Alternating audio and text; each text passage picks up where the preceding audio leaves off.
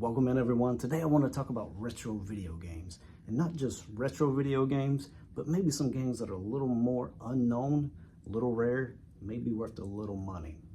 See, a while back, a lifelong friend of mine's mother posted a picture of this top-loader NES with Super Mario Bros. 3 in it. She was requesting $50, so I immediately jumped on that purchase because this game alone is worth 50 bucks to me. It's been my favorite game ever since I was a kid. Still to this day, it's my favorite game. But what I didn't know is that it also came with this lot of games. Now the box had 61 games inside, which is absolutely incredible. I love having these games in my man cave. I love the retro and nostalgic vibes that it gives me just to see all these beautiful games. As I was going through the box, there were several titles that were completely unknown to me. But I came across this game that had some amazing cover art. You know, back in the day, this is how you sold video games, just purely on the cover art alone. This game is called Sword Master. Now, I knew absolutely nothing about this game. So off to the internet I go to find out more about it. As I was looking up the game, I noticed that it had a value just for a loose copy of right around 380 to 400 bucks, depending on condition. I was absolutely blown away. I never heard of it. Love the cover art, but how's the gameplay? So let's check it out.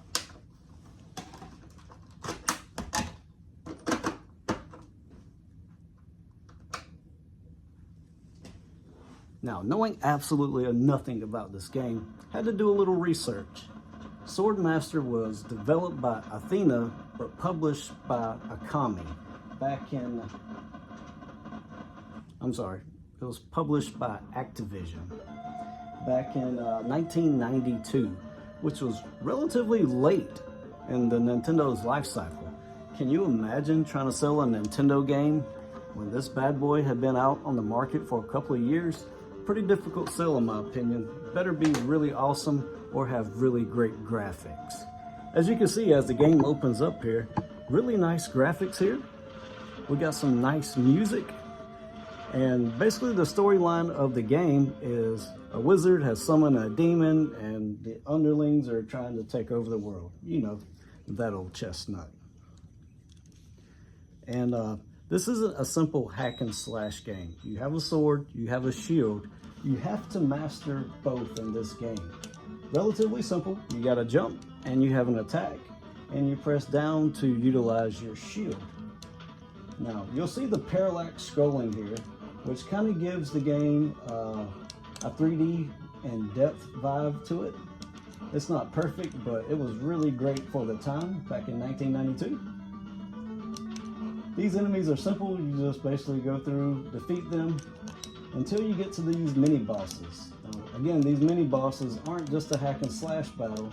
You have to actually develop a strategy against them or they will drain your power. Okay, first one down.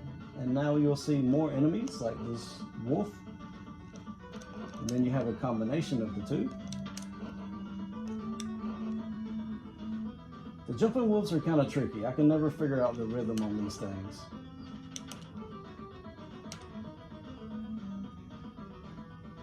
All right, to our second mini boss here. I like to utilize his jump attack so we can jump away from his club attack, which is really nice. We utilize our shield there. All right, third mini boss. I think some people may forget how difficult Nintendo games were at the time. Sometimes we only had a loose copy of the game. No instruction book, no Google. You just had to go through completely trial and error.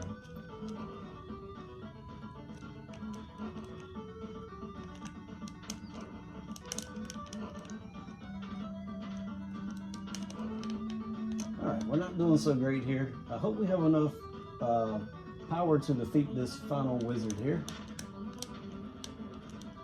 He's going to throw down some air assaults on us. Trying to utilize our shield is not working out too well.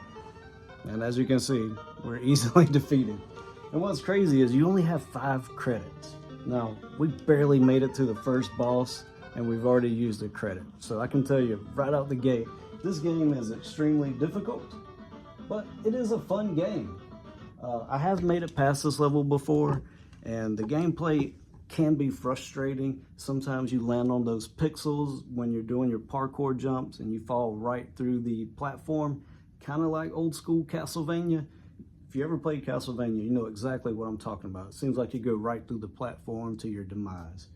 But this game is very similar. It's almost that same medieval time frame, hack and slash. You have a sword instead of a whip, but you have a bit more depth on this game. You can turn into a maze, and you can use some magical powers to defeat some of your stronger enemies there.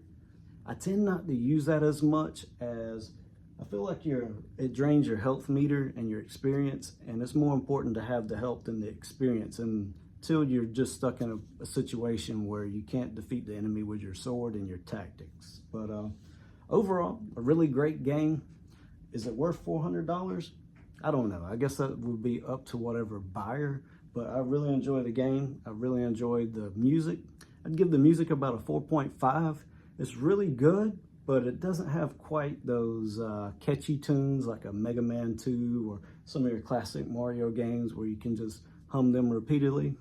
I love the parallax scrolling, gives the added depth, 3D kind of feel to it, which was really great technology for its time. And the gameplay is really difficult, but I'm not a great gamer. Maybe you would be much better at it. But let me know what you think about Swordmaster. Have you ever played it? Do you own a copy? Do you have a complete inbox copy? Because I think that's worth a lot of money. But is it worth $400? I don't know. But I really enjoy having it in my collection. I would never sell it. I just love having it here in my man cave, just because I love old school retro games. And let me know, what's your favorite old school retro game? All right, till next time, please hit that like, that subscribe button, hit that bell notification so you know when we post more awesome retro content. Thank you so much for stopping by. And as always, please go out and do something positive for someone today. You never know how it may change their day. You never know how it may change their life.